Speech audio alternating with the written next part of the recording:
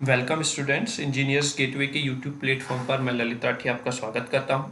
जैसा कि आप लोग जानते हैं, हम यहां पर इंजीनियरिंग फिजिक्स सब्जेक्ट को कवर अप कर रहे हैं।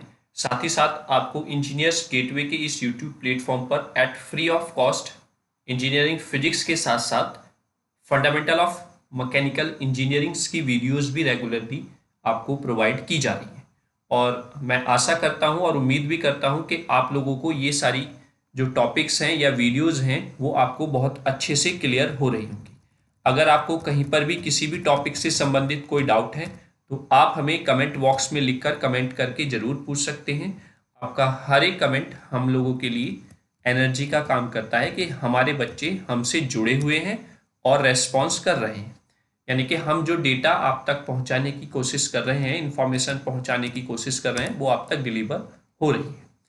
तो इसी कड़ी को आगे बढ़ाते हुए सिलेबस के अकॉर्डिंग जो एकेटीयू ने नया सिलेबस दिया है उसको कंटिन्यू करते हुए हम यूनिट थर्ड स्टार्ट कर रहे हैं। इससे पहले यूनिट फर्स्ट और यूनिट सेकंड कंप्लीट करा दी गई है।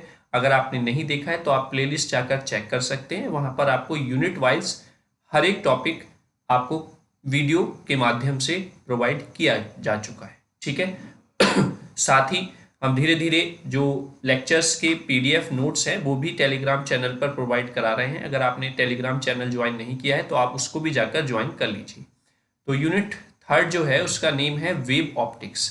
अब जैसे ही आप वेव ऑप्टिक्स नाम पढ़ते हैं, यानी कि ऑप्टिक्स अगर आप नाम पढ़ते हैं तो आपका सीधा इंटेंशन हो जाना चाहिए लाइट से, क्योंकि ऑप्टिक्स का मतलब ही है लाइट। कहीं पर भी अगर आप ऑप्टिक्स वर्ड देखते हैं तो इसका मतलब वहां पर कहीं ना कहीं लाइट के बारे में बताया जा रहा है। तो उसी को देखते हुए यहाँ पर जो पहला टॉपिक है वो है आपका इंटरफेरेंस। अब यहाँ पर टॉपिक दिया हुआ है इंटरफेरेंस। अगर मैं आपको सिलेबस पर लेकर चलूँ तो सिलेबस स्टार्ट होता है आपका कोहेरेंट सोर्स से। कोहेरेंट सोर्सेस क्या होते हैं सॉरी। फिर इंटरफेरेंस पढ़ेंगे in uniform and wedge shaped thin film.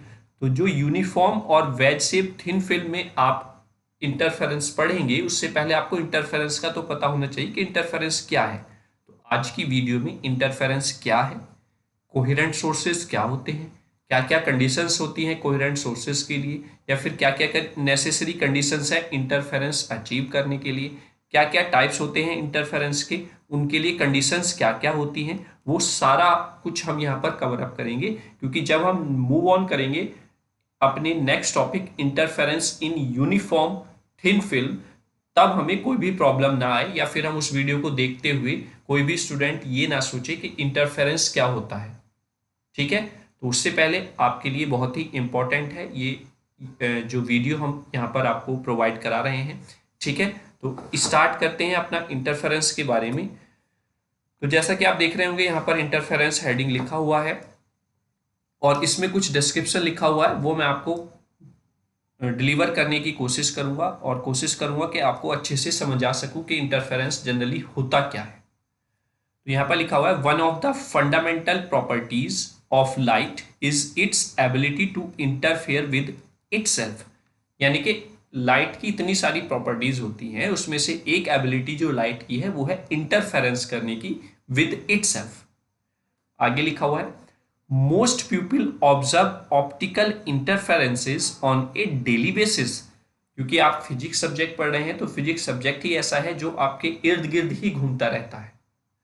Daily life में आप कहीं ना कहीं पर फिजिक्स के इतने सारे एग्जाम्पल्स यूज करते हैं, देखते हैं, सब आपका यूनिवर्सल है फिजिक्स। ठीक है। तो उसी को यहां पर बताया गया कि मोस्ट पीपल्स ऑब्जर्व करते हैं सॉरी ऑप्टिकल इंटरफेरेंस को डेली अपनी लाइफ में, but do not quite know how this phenomena actually occur. लेकिन सॉरी लेकिन वो जानते नहीं कि एक्चुअली ये फिनोमिना कैसे जनरेट होता है। Some examples that pupil can relate to a film of oil on water or soap bubble that reflect a variant of beautiful color when natural or artificial light is shone upon it।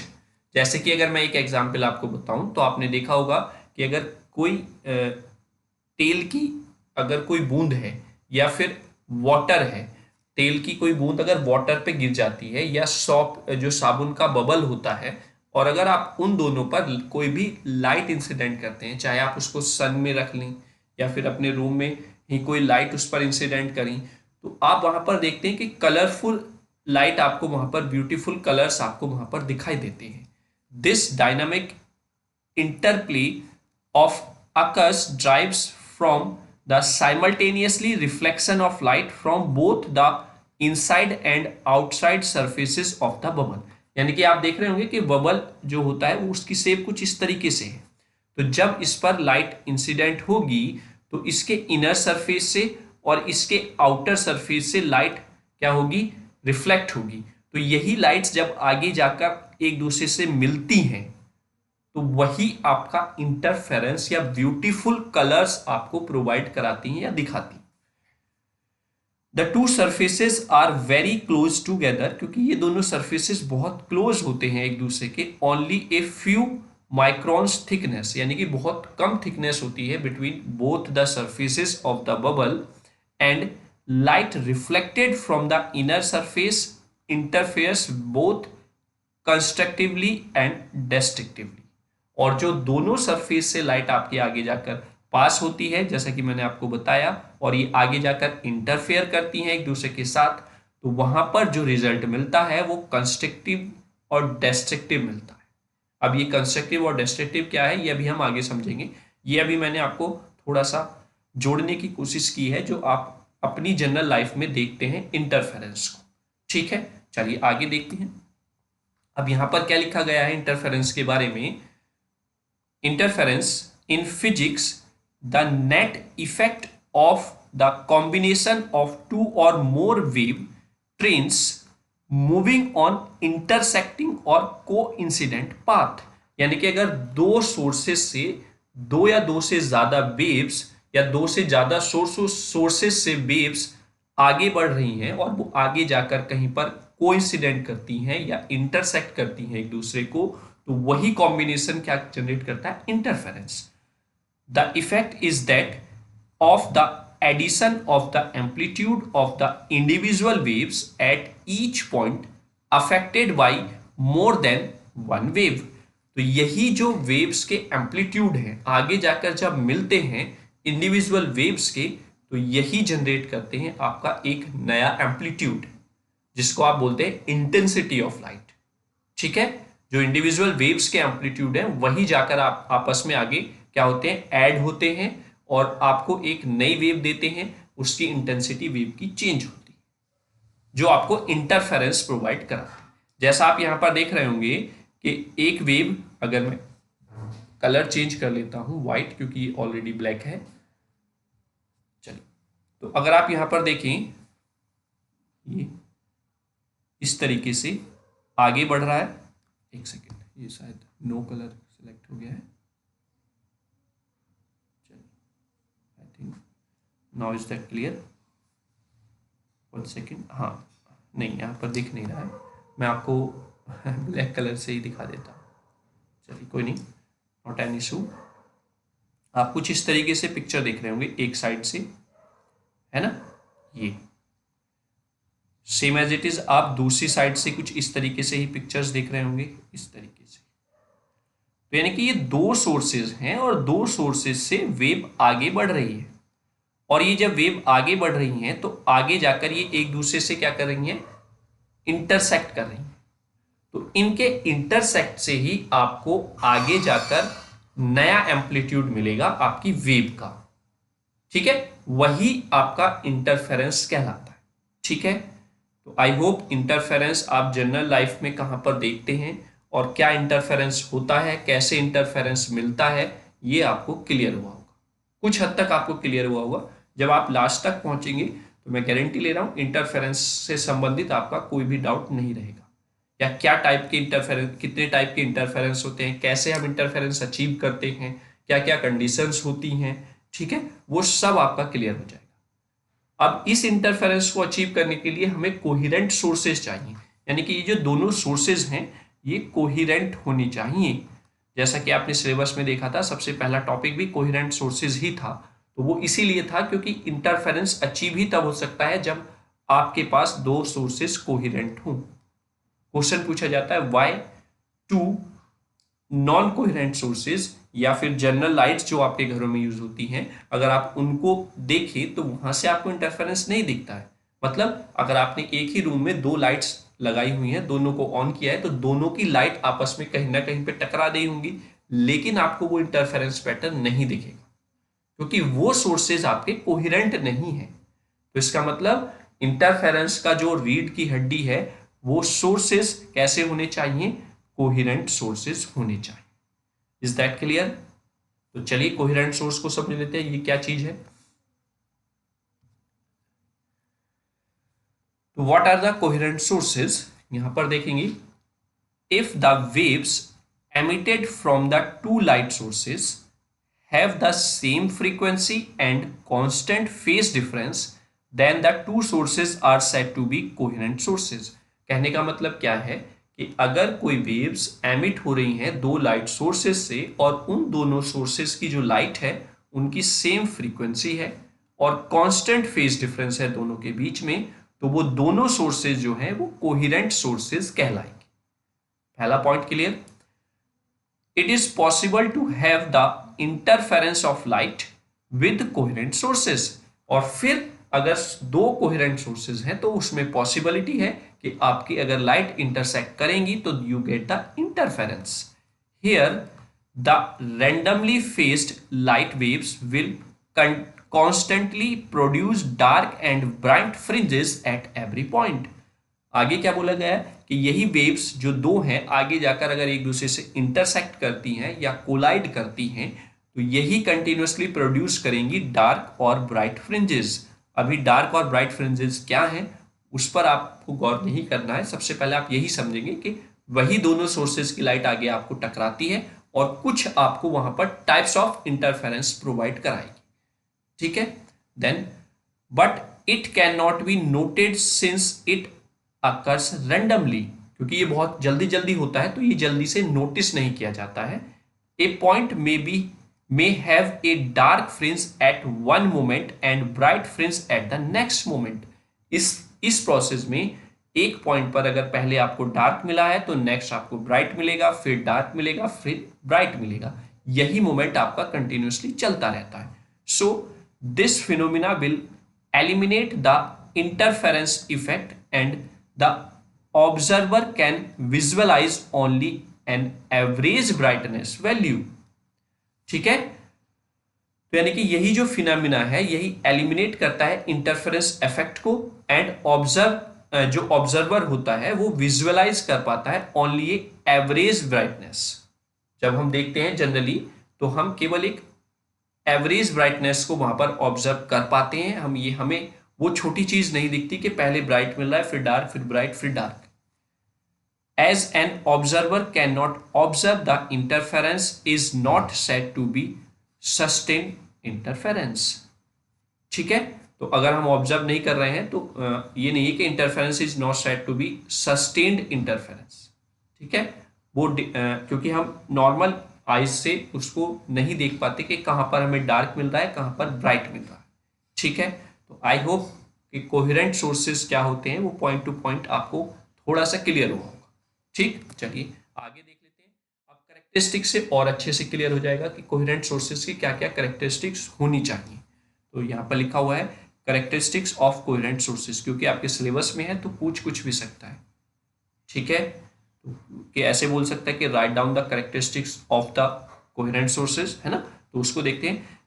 Important characteristic of coherent sources is listed below in detail। जैसे पहला दिया हुआ है the wave generated from the source should have a constant और zero phase difference।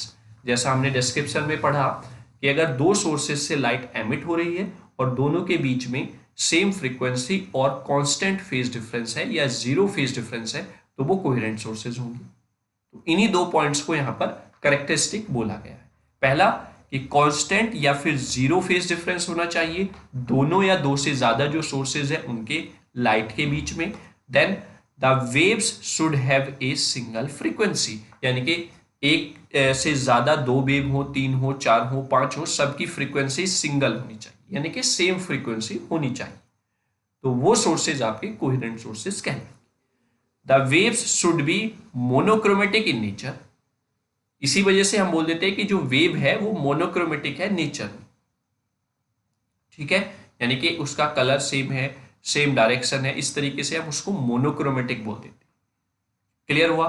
तो characteristics of coherent sources समझ में आ गया, कोहेरेंट सोर्सेज क्या होते हैं वो आपको अच्छे से क्लियर हो गया, ठीक है। आगे एग्जाम्पल भी दिया हुआ है कोहेरेंट सोर्स का। तो एग्जाम्पल ऑफ कोहेरेंट सोर्स में सबसे कॉमन है लेजर बीम। तो laser beam is an important example of coherent source of light, ठीक है। Here the light emitted from the laser will have the same phase and frequency. क्योंकि यहां से जो लेजर बीम निकलती है या लेजर लाइट जो निकलती है वो सेम फेस और फ्रीक्वेंसी उसकी होती, ठीक है। Then sound waves in is an another important example of coherent sources. वहीं पर अगर हम देखें तो साउंड वेव्स भी एक इंपॉर्टेंट एग्जाम्पल है कोहेरेंट सोर्सेज का। कैसे? Here the electrical signal generated by the sound waves will travel at the same frequency and phase। तो वहां पर जो इलेक्ट्रिकल सिग्नल आपका जनरेट होता है, जो साउंड वेव्स है, वो अगर ट्रेवल करती हैं तो उसकी फ्रीक्वेंसी और फेज दोनों सेम होते हैं। तो दूसरा एग्जाम्पल हो गया आपका साउंड वेव्स। तो ये दो एग्जाम्पल थे कोहेरेंट सोर्सेज के, ये करेक्टरिस्टिक्स थी। और इससे पहले कि हमने क्या पढ़ा है कि कोहेरेंट सोर्सेज क्या होते हैं। तो आई होप कोहेरेंट सोर्सेज से रिलेटेड आपको सारी चीजें बहुत अच्छे से क्लियर हो गई होंगी, ठीक है। अब थोड़ा सा और देख लेते हैं इंटरफेरेंस का। ये जो कोहेरेंट सोर्सेज हैं इनको अगर हम मिलाते हैं तो कुछ बनता है, क्या बनेगा वो मैं थोड़ा सा आपको वेव फॉर्म के माध्यम से बताना चाहता हूं। If two of the components are of the same frequency and phase, यानी कि अगर दो वेव्स या दो कंपोनेंट्स ऐसे हैं जिनकी सेम फ्रीक्वेंसी और सेम फेस है, तो मैं इसको क्या बोलूंगा कि वो कोहेरेंट सोर्सेज है ना। They vibrate at the same rate and are maximum at the same time. मतलब इसी को इसने बोल दिया है कि वो सेम रेट से वाइब्रेट करें और मैक्सिमम जितना एक उसमें ट्रेवल कर रहे हैं टाइमिंग में, सेम उतना ही ट्रेवल करे दूसरे टाइम में, है ना। द वेव एम्पलीट्यूड आर री इन्फोर्स्ड प्रोड्यूसिंग कंस्ट्रक्टिव इंटरफेरेंस। यानी कि जब वो वेव्स आगे जाकर मिलेंगी तो वो री इन्फोर्स्ड होंगी और प्रोड्यूस करेंगी कंस्ट्रक्टिव इंटरफेरेंस। अब मैं ये कह सकता हूं या आप लोग भी ये समझ सकते हैं थोड़ा सा कि कंस्ट्रक्टिव इंटरफेरेंस एक पार्ट है किसका? इंटरफेरेंस का। वहीं पर एक चीज नीचे लिखी हुई है, but if the two waves are not या are out of phase, sorry, यदि दो वेव्स आउट ऑफ फेज हैं, दैट मीन्स बाई 1/2 पीरियड। इसका मतलब क्या है? One is minimum when the other is maximum. इसका मतलब अभी हम वेवफॉर्म से समझेंगे। The result is destructive interference. तो इस सिचुएशन में जो रिजल्ट मिलेगा वो डेस्ट्रक्टिव इंटरफेरेंस मिलने वाला है। तो अगर मैं यहां पर आपको दिखाऊं तो एक सोर्स आपका ये है जहां से आपकी एक वेव कुछ इस तरीके से आगे ट्रेवल करती हुई जा रही है। वहीं पर इसके साथ जो दूसरा सोर्स है वो यही है जो ऐसे ही आगे बढ़ रहा है सेम फेज से और सेम फ्रीक्वेंसी के साथ। तो जब ये दोनों वेव्स आपस में मिलेंगी, सुपर इम्पोज्ड होंगी, तो रिजल्टेंट एम्पलीट्यूड आपको क्या होगा? बढ़ के मिलेगा। आप अगर देखें तो इन दोनों वेव से मैक्सिमम या इन दोनों वेव से इंक्रीज्ड एम्पलीट्यूड ही जो रिजल्टेंट वेव है वो आपको देखने को मिल रहा होगा, ठीक है। वहीं पर अगर आप दूसरी तरफ देखें तो ये जो है ये कंस्ट्रक्टिव इंटरफेरेंस है। अभी मैं और अच्छे से आपको बताऊंगा कैसे आप इसको रिमाइंड रखेंगे। वहीं पर अगर आप देखें इन दोनों वेव्स को तो एक वेव आपकी ये है, ठीक है, वहीं पर दूसरी वेव क्या है? ये है। तो इसमें आपको क्या चीज दिख रहा है बेटा कि अगर एक वेव आपकी पॉजिटिव है तो दूसरी वेव आपकी निगेटिव है उसी सेम टाइम पीरियड पर। अगर एक निगेटिव है तो दूसरी पॉजिटिव है, ये पॉजिटिव है तो ये निगेटिव है उसी टाइम पर, क्योंकि एम्पलीट्यूड सेम है। तो जब एक पॉजिटिव निगेटिव के साथ सेम ऐड होगा then we get the zero. तो यहां पर आपको जीरो रिजल्ट मिल रहा है और that's called the destructive interference, ठीक है। अब इसको आप कैसे रिमाइंड रखेंगे? कंस्ट्रक्टिव मतलब क्या होता है? अगर आप इसको रिलेट करें तो कंस्ट्रक्शन से होता है, ठीक है। अगर मैं बोलूं तो कंस्ट्रक्टिव मतलब कंस्ट्रक्शन, तो कंस्ट्रक्शन का मतलब क्या है, कोई चीज बन रही है। वहीं पर अगर आप डेस्ट्रक्टिव देखें तो डेस्ट्रॉय, ठीक है, तो यानी कि कोई चीज डेस्ट्रॉय हो रही है, खत्म हो रही है। तो यहां पर जब ये दोनों वेव्स एक दूसरे से मिली, सुपर इम्पोज्ड हुई, तो ये क्या हो गई, डेस्ट्रॉय हो गई, तो that's called the destructive interference. Sorry. और यहां पर जब ये दोनों वेव्स एक दूसरे के साथ सुपर इम्पोज्ड होती हैं तो ये कुछ कंस्ट्रक्ट कर रही हैं, नई वेव, तो that's called the constructive interference. I hope अब आप कभी भी कंस्ट्रक्टिव और डेस्ट्रक्टिव इंटरफेरेंस नहीं भूलेंगे, ठीक है। तो ये एक जनरल एग्जांपल है, अभी अभी हम इसको आगे पढ़ेंगे टाइप्स ऑफ इंटरफेरेंस, ठीक है। चलिए अब जैसे आगे आगे टाइप्स ऑफ इंटरफेरेंस,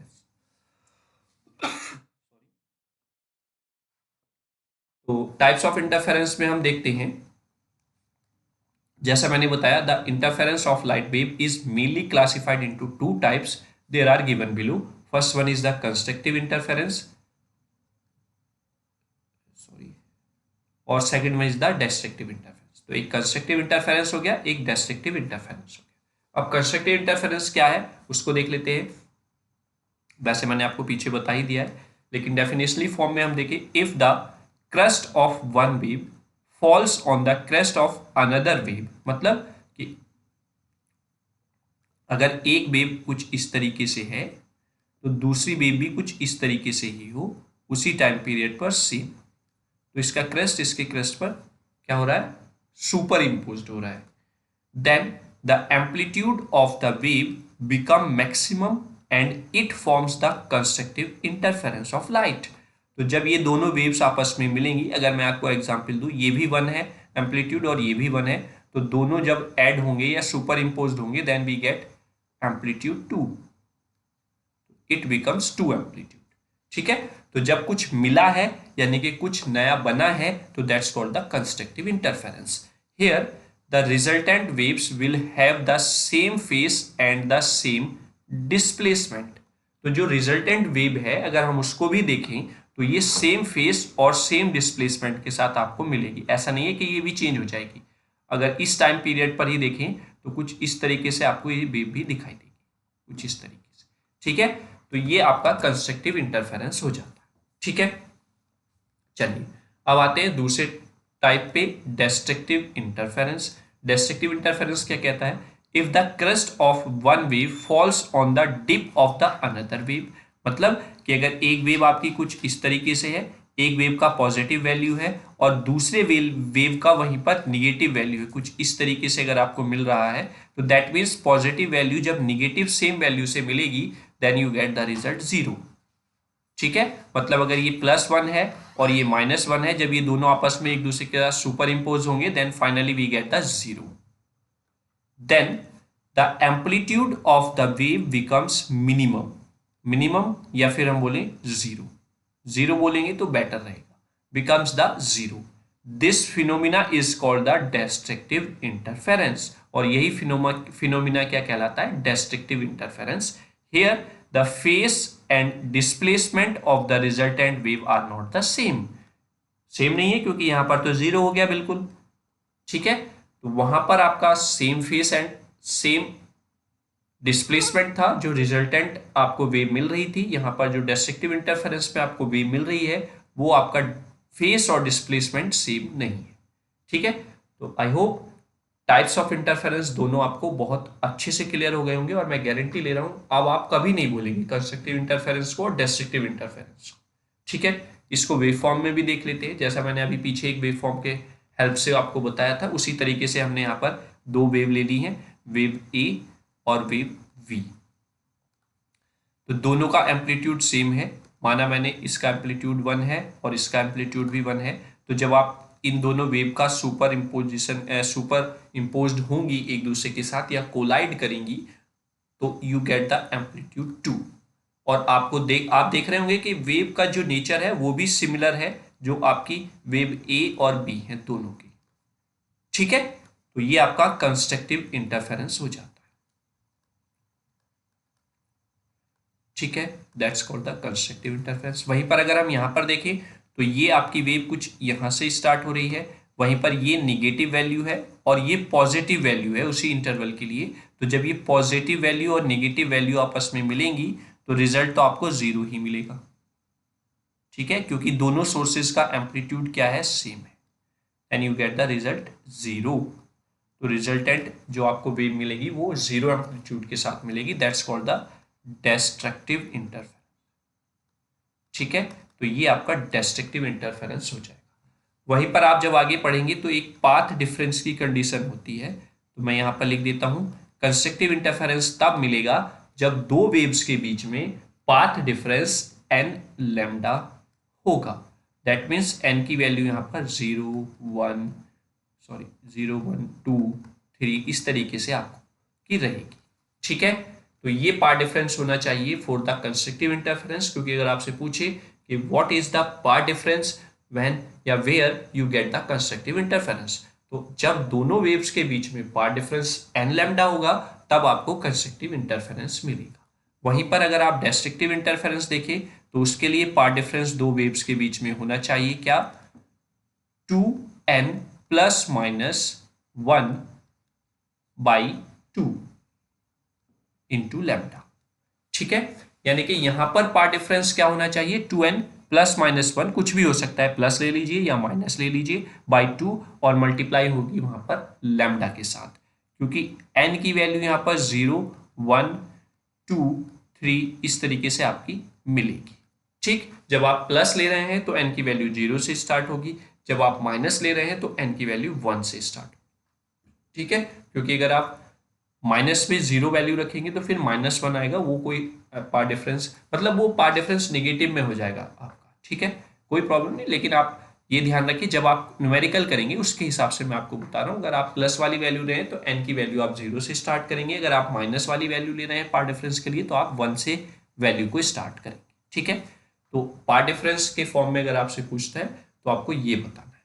तो कंस्ट्रक्टिव इंटरफेरेंस और डिस्ट्रक्टिव इंटरफेरेंस दो टाइप होते हैं इंटरफेरेंस के, ठीक है। उनका पार्ट डिफरेंस क्या क्या होना चाहिए जिससे कि आपको कंस्ट्रक्टिव इंटरफेरेंस मिले या डिस्ट्रक्टिव इंटरफेरेंस मिले, ये मैंने आपको यहाँ पर सारी चीजें क्लियर कर दी, ठीक है। अब अगर हम एक एग्जाम्पल देखें या एग्जाम्पल की तरह से समझें तो आपने जनरली देखा होगा, अगर आप तालाब के पास बैठे हुए हैं और वहां पर आप एक पत्थर फेंकते हैं, एक ही पत्थर अगर आप फेंके तो कुछ आप इस तरीके से देखते होंगे, यहाँ पर ये आपने स्टोन फेंका यहाँ पर तो उसके चारों तरफ कुछ रिंग्स बनना स्टार्ट हो जाती हैं इस तरीके से, और वो धीरे धीरे बढ़ती चली जाती हैं किसकी तरफ, कॉर्नर की तरफ, ठीक है। ये सबने ही मेजर किया होगा। अगर आप तालाब के पास भी नहीं बैठते हैं तो आप घर में किसी टब में पानी भर लीजिए और वहां पर कोई भी सिक्का या फिर कोई भी पत्थर आप डाल के देख लीजिए, वहां पर उस पत्थर की जहां पर गिरा है उसके चारों तरफ सर्किल में जब तक उसके कॉर्नर नहीं आएंगे तब तक वो वेव्स आगे बढ़ती चली जाएंगी रिंग की फॉर्म में। अगर साथ के साथ वहीं पर आप दूसरे पत्थर को और डाल दें वहां पर, क्योंकि हमें इंटरफेरेंस के लिए एक से ज्यादा सोर्सेस की नीड होती है, तो वो फिर उसके सेंटर से वेव्स आगे आपके सर्कुलर फॉर्म में आगे बढ़ेंगी, है ना, जैसा कि मैं यहाँ पर आपको दिखा रहा हूँ वेव्स बनाकर। तो अब आप देख रहे होंगे जैसे जैसे सर्किल बढ़ रहा है और उनकी वेव्स आपस में इंटरसेक्ट कर रही हैं, तो यहाँ पर आपको अब इंटरफेरेंस मिलेगा, ठीक है। वो जैसे आप मैंने यहाँ पर ब्रॉड करके आपको दिखा दिया, ये देखिए आप, ये इस वाले सर्किल की ये वाली आ रही है ये ऐसे, और इधर से ये वाली जा रही है इस तरीके से, और आप यहाँ पर देख रहे होंगे कुछ अलग तरीके से आपको ये दिख रही है वेव्स की फॉर्म में, है ना, यानी कि कुछ चेंज आपको यहाँ पर जरूर दिख रहा है इस तरीके से जब ये आपस में इंटरसेक्ट कर रही है, ठीक। तो ये इंटरसेक्टर या फिर ये जो एग्जाम्पल है यही ये एक नॉर्मल एग्जाम्पल है जनरली जो सब लोग मेजर करते हैं इंटरफेरेंस का। यहाँ पे लिखा हुआ है when two stones are dropped into a pool of water waves spread out from each source, है ना, जब हम कोई भी स्टोन किसी वाटर में डालते हैं तो वो वाटर स्प्रेड होना स्टार्ट हो जाता है from the centre of the stone and interference occurs where they overlap. जब हमने दो स्टोन डाली और उनके जो सर्किल हैं या फिर जो वाटर है वो स्प्रेड हो रहा है वो आपस में जाकर इंटरसेक्ट करती हैं एक दूसरे से, ओवरलैप करते हैं, तो वहां पर इंटरफेरेंस मिलता है। Constructive interference result where the crest of one coincident with the crest of the other. वहीं पर अगर डिस्ट्रक्टिव इंटरफेरेंस मिलेगा तो उसके लिए क्या होगा, जब क्रस्ट पहले का क्रस्ट दूसरे के डिप के साथ क्या करे, कोइंसिडेंट करता है, तब आपको वहां पर डिस्ट्रक्टिव इंटरफेरेंस। ठीक है, तो आई होप इस एग्जांपल को भी आप और बेहतर तरीके से समझ सके। ठीक है, चलिए अब आगे आते हैं। इंटरफेरेंस का सेटअप कुछ इस तरीके से आपका रहेगा। अभी हम आगे एक नेक्स्ट वीडियो में पढ़ेंगे कि कैसे आप कोहेरेंट सोर्सेज को जनरेट कर सकते हैं, क्योंकि दो सोर्सेज आप generally coherent sources basically direct आप नहीं बना सकते, आपको उनको प्रोड्यूस करना पड़ता है। तो किस तरीके से हम प्रोड्यूस कर सकते हैं वो एक मैं आपको छोटी सी वीडियो बनाऊंगा, जिसमें आपको पता चलेगा कि क्या क्या मेथड्स है डिफरेंट, या क्या क्या टेक्निक्स हैं कोहेरेंट सोर्सेज को अचीव करने के लिए, क्योंकि कोहेरेंट सोर्स नहीं मिलेंगे तो आपका इंटरफेरेंस नहीं मिल पाता। ठीक है, जैसे आप यहाँ पर देख रहे होंगे एक सोर्स ये है, आगे हमने स्लिट्स लगा दी हैं, सॉरी ये डिसबैलेंस हो गया, वन सेकेंड, ठीक है। तो ये आगे हमने स्लिट्स लगाई हुई हैं और ये स्लिट्स आगे जाकर फिर यहाँ से अब दो सोर्सेज आपको मिल जाएंगे।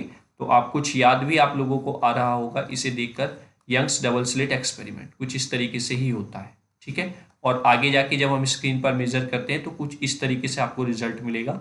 जैसा मैंने आपको बताया था कि पहले एक अगर आपको डार्क मिल रहा है तो नेक्स्ट ब्राइट मिलेगा, नेक्स्ट ब्राइट मिला है तो आगे डार्क मिलेगा, इस तरीके से ये प्रोसेस बढ़ता चला जाता है। देख रहे होंगे आपको यहाँ पर कुछ रिजल्टेंट वेव आपको मिली, यहाँ पर आप क्या देख रहे हैं, उसी टाइम पीरियड पर पॉजिटिव है और उतनी ही वैल्यू उसी टाइम पीरियड पर निगेटिव है, तो दोनों पॉजिटिव और निगेटिव मिलकर क्या हो जाएंगी, जीरो हो जाएंगी। ठीक है, सेम एज इट इज यहाँ पर जीरो हो जाएंगी। तो आप देख रहे होंगे अगर शुरू में आपको कंस्ट्रक्टिव मिला है तो फिर डिस्ट्रक्टिव, फिर constructive, same as it is अगर आप नीचे की तरफ जाएं तो कंस्ट्रक्टिव के बाद नीचे डिस्क्रिप्टिव, फिर कंस्ट्रक्टिव। ठीक है, तो यही प्रोसेस आपका कंटिन्यूअस चलता रहता है जब इंटरफेरेंस पैटर्न आपको मिलता है। ठीक है, वहीं पर अगर आप इधर भी देखें तो अगर डार्क और ब्राइट की फॉर्म में देखते हैं तो ये ब्राइट हो गया जहां पर इंटरफेरेंस मिलेगा। ठीक है, ये फिर बीच में डार्क आ गया जहां पर कोई भी लाइट नहीं दिख रही। फिर आप यहाँ पर देख रहे होंगे यहाँ पर आपको फिर ब्राइट मिला, फिर डार्क मिला, फिर ब्राइट मिला, इस तरीके से, यानी कि जो कंस्ट्रक्टिव इंटरफेरेंस है उसको ब्राइट बोलते हैं। ठीक है, क्योंकि वहां पर लाइट मिलती है, और जो डिस्ट्रक्टिव होता है उसको डार्क बोल देते हैं। ठीक है, तो मैंने दोनों तरीके से, क्योंकि ब्राइट और डार्क वहां पर वर्ड यूज हुआ था तो इसलिए मैंने इस वेव को भी या फिर इस डायग्राम को भी यहाँ पर कंसिडर कर लिया था। ठीक है, तो ये ब्राइट डार्क ब्राइट का भी फंक्शन आपको पता चल गया होगा। ठीक है, तो आई होप यहाँ तक आपको सारी चीजें बहुत अच्छे से क्लियर हो रही होंगी। ठीक, चलिए अब आगे देखते हैं। अब आगे देखते हैं कि फाइनली कंडीशंस क्या क्या हैं इंटरफेरेंस पैटर्न को अचीव करने के लिए। आई होप अगर मैं आपको ना भी बताऊं तो आपको बहुत सारी चीजें पता चल गई होंगी इंटरफेरेंस को अचीव करने के लिए क्या क्या कंडीशंस होनी जरूरी है। वन बाय वन हम स्टेप्स पर देख लेते हैं, क्योंकि क्वेश्चन पूछा जाता है कि write down the necessary conditions to achieve the interference. वहां पर सबसे पहले आप लिखेंगे the two sources of light should be coherent. सबसे पहला पॉइंट आपने यही पढ़ा है कि अगर इंटरफेरेंस अचीव करना है तो उसके लिए आपके दो सोर्सेज का कोहेरेंट होना जरूरी है। इसमें क्या है, this is the essential condition for getting a sustained interference pattern. As we have seen, the waves emitted by two sources are always in phase or have a constant phase difference between them at all points. यानी कि दो sources का coherent होना जरूरी है, उसी से हमें एक एक्यूरेट पैटर्न या जो पैटर्न इंटरफेरेंस का है वो मिल पाएगा। उससे क्या होता है, क्योंकि दोनों सोर्सेज एमिट करते हैं आपकी ऐसी लाइट जो सेम फेस और कांस्टेंट फेस डिफरेंस की होती हैं, और हर एक पॉइंट पर कहीं पर भी आप मेजर कर लीजिए वो सिचुएशन फॉलो करेंगी। If the faces and face differences very with time, अगर होता है कि फेस या फेस डिफरेंस वेरी करता है तो the position of maxima and minima will also change with time and the interference pattern will not B study. अगर ऐसा होता है तो वहां पर इंटरफेरेंस यानी कि डिस्ट्रक्टिव और कंस्ट्रक्टिव इंटरफेरेंस जो होगा वो भी क्या हो जाएगा, चेंज हो जाएगा विद टाइम, और आपको इंटरफेरेंस पैटर्न जो है वो स्टडी यानी कि कंटिन्यूअस नहीं मिल पाएगा। For this reason it is preferred that the two secondary sources used in the interference experiment are derived by a single original source. ठीक है, इसीलिए प्रीफर किया जाता है, जैसा कि यंग्स का डबल स्लिट एक्सपेरिमेंट है, सोर्स एक ही रहेगा लेकिन उस एक सोर्स से ही फिर दो सोर्सेस जनरेट किए जाते हैं जो आपके इंटरफेरेंस पैटर्न को दिखाएंगे। ठीक है, तो ये पहली कंडीशन हो गई है कि दोनों सोर्सेस का कोहेरेंट सोर्स होना जरूरी है। Then light should be monochromatic, साथ के साथ कोहेरेंट सोर्स के साथ साथ मोनोक्रोमेटिक भी होना चाहिए। अब इसी ये क्या है, as can be seen from the condition of bright and dark fringes, जैसा कि मैंने पीछे बताया आपको, the position of these fringes as well as the width of the fringes depend on the wavelength of light and the fringes of different colours are not coincident. कहने का मतलब क्या है कि ये जो विड्थ है या फिर ये जो कंटिन्यूटी है ब्राइट और डार्क फ्रिंजेस के मिलने की पोजीशन है, वो डिपेंड करती है डायरेक्टली वेवलेंथ ऑफ लाइट पर। ठीक है, क्योंकि दो डिफरेंट वेवलेंथ ऑफ लाइट आपस में क्या नहीं कर सकती हैं, कोइंसिडेंट नहीं कर सकती हैं। ठीक है, तो the resultant pattern consist coloured overlapping band. ठीक है, दैट मीन्स उन सोर्सेज से जो लाइट निकल रही हैं उनका कलर सेम होना चाहिए, तभी आपको इंटरफेरेंस पैटर्न ब्राइट डार्क की पोजीशंस में कंटिन्यूअसली मिलता रहेगा। ठीक है, that means wavelength of light क्या होनी चाहिए, सेम होनी चाहिए। ठीक है, that's called the monochromatic. Third point पर आते हैं। थर्ड पॉइंट क्या कहता है, the two interfering waves must have the same amplitude, यानी कि जो दो वेव्स इंटरफेयर एक दूसरे के साथ कर रही हैं, चाहे वो कंस्ट्रक्टिव इंटरफेरेंस बनाए या डिस्ट्रक्टिव इंटरफेरेंस बनाए, उसके लिए एम्पलीट्यूड सेम होना चाहिए। क्योंकि सपोज आपको पॉजिटिव वैल्यू ये है और कंस्ट्रक्टिव में ही सेम पॉजिटिव वैल्यू है, तो इस तरीके से आपका ये प्लस की 1 है और ये भी प्लस की 1 है, देन यू गेट +2, कुछ इस तरीके से आपको वेव मिल जाएगी। ठीक है, वहीं पर अगर ये +1 है और ये अगर मैं यहीं पे देखूं माइनस के 0.05 है, 0.5 है और ये प्लस के 1 है, तो आप अगर इनको ऐड करेंगे तब भी आपको 0.05 की लाइट मिल जाएगी। तो आप ये नहीं कहेंगे कि यहाँ पर आपको कंस्ट्रक्टिव नहीं मिला है, लाइट की इंटेंसिटी अगर मिल गई तो दैट मीन्स कंस्ट्रक्टिव इंटरफेरेंस। इसलिए अगर ये +1 है तो दूसरा सेम -1 होगा, तभी आपको डिस्ट्रक्टिव इंटरफेरेंस मिलेगा। ठीक है, इस तरीके से। तो ये यही कहना चाह रहे हैं कि जो दो इंटरफेसिंग वेव्स हैं, यानी कि दो सोर्सेस जो कोहेरेंट सोर्सेज हैं वहां से जो लाइट आ रही है उनका एम्पलीट्यूड सेम होना चाहिए। Only if the amplitude are equal the intensity of dark fringes यानी कि destructive interference is 0 and the construct between the bright and dark fringes will be maximum. Is that clear? तो तीसरी condition हो गई कि आपके दोनों वेव्स का एम्पलीट्यूड सेम होना चाहिए। Next, the two interfering waves must have the same amplitude. अच्छा, ये सॉरी कॉपी हो गया दो बार, तो ये सेम वही चीज है, यहाँ पर दोबारा कॉपी हो गई होगी। ठीक है, चलिए कोई नहीं, आगे आते हैं नेक्स्ट अपनी फोर्थ कंडीशन पे। The two waves should be in the same state of polarization. एक पोलराइजेशन होता है, ये अब आपके सिलेबस में नहीं है, पहले सिलेबस में होता था। तो जैसे आप एक छोटे से एग्जांपल या फिर जो आप जनरली देखते हैं, आप जब 3D सिनेमा में जाते हैं और वहाँ पर अगर मूवी देखते हैं तो आपको एक अलग से ग्लास प्रोवाइड किया जाता है, यानी कि अलग से एक चश्मा दे दिया जाता है, उसी चश्मे को लगाकर आप उस फिल्म का एंजॉय कर सकते हैं। तो वो आपका पोलराइज्ड ग्लासेस होते हैं। पोलराइज्ड में क्या होता है कि वो कि आइज पर आने वाली इंटेंसिटी को क्या कर देता है, रिड्यूस कर देता है या कम कर देता है। तो वही चीज है, this is the necessary only if polarized light is used for the experiment. ये तभी पॉसिबल है जब आप पोलराइज्ड लाइट को ही यूज कर रहे हो एक्सपेरिमेंट में। ठीक है, तभी आप इसको बोलेंगे कि दोनों वेव्स जो हैं वो सेम स्टेट की होनी चाहिए पोलराइजेशन। ठीक है, नेक्स्ट क्या है, the two light sources should be narrow. ऐसा नहीं होना चाहिए कि लाइट सोर्सेज जहां से दोनों से आपकी लाइट निकल रही है वो बहुत ज्यादा बड़े बड़े हैं। ठीक है, वो क्या होने चाहिए, नैरो होनी चाहिए, इस तरीके से, तब बेटर आपको इंटरफेरेंस पैटर्न मिल पाएगा। ठीक है, जब मैंने जो स्टोन वाला एग्जाम्पल आपको बताया है, जैसे जैसे आगे वेव बढ़ती जा रही है वैसे वैसे वो ब्रॉड होती जा रही है ना। या फिर आप बहुत बड़ा अगर पत्थर फेंकेंगे पानी में तो वहां पर आपको मेजर नहीं हो पाएगी वो सर्किल वाली वेव्स।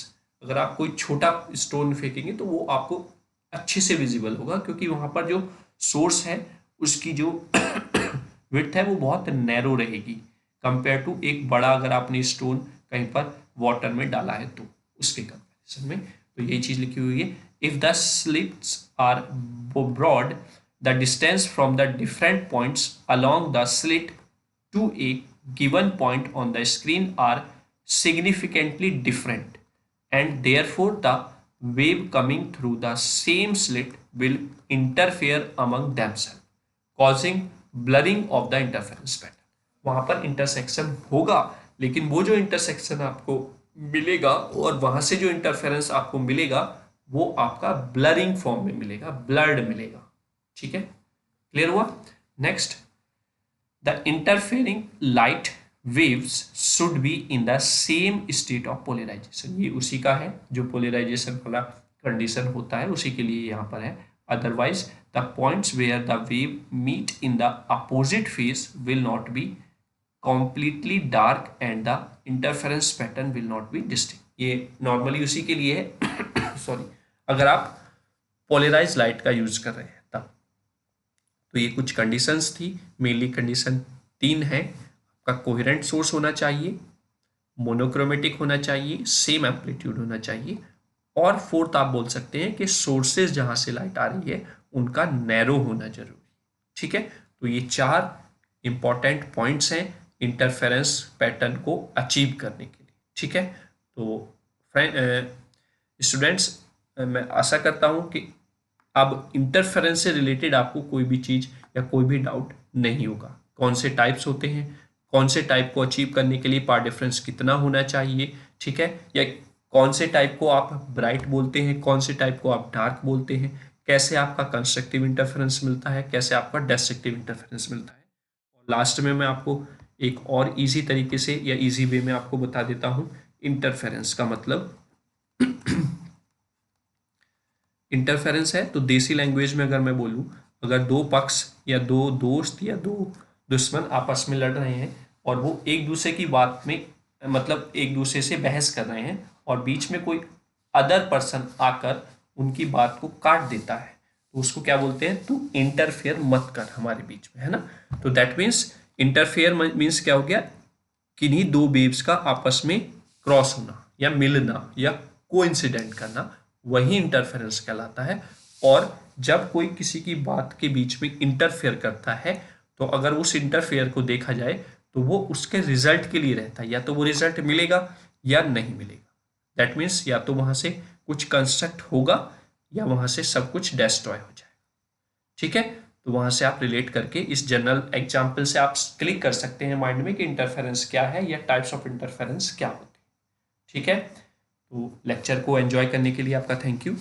लेक्चर अगर अच्छा लगा हो तो लाइक कर दीजिए और ज़्यादा से ज़्यादा अपने फ्रेंड्स के साथ शेयर करें वीडियो को, क्योंकि इंजीनियर्स गेटवे का जो मोटिव है वो यही है कि हर एक बच्चे तक हम इस इंफॉर्मेशन को जो फ्री ऑफ कॉस्ट आपको प्रोवाइड की जा रही है वो हम पहुंचा सकें। ठीक है, और अगर चैनल को सब्सक्राइब नहीं किया है तो प्लीज़ चैनल को सब्सक्राइब कर लें, बेल आइकन को दबा लें, जिससे कि आपको टाइम टू टाइम सभी नोटिफिकेशंस वीडियो के मिलते रहे। ठीक है, और अगर अभी तक टेलीग्राम का चैनल ज्वाइन नहीं किया है तो टेलीग्राम चैनल ज्वाइन कर लीजिए। वहाँ पर आपको एज इट इज़ जो लिखा जाता है वीडियो बनाते हुए या वीडियो को रिकॉर्ड करते हुए वो एज इट इज़ आपको PDF में मिल जाएगा। ठीक है, तो चलिए मिलते हैं अगले टॉपिक के साथ, तब तक थैंक यू, जय हिंद, जय भारत।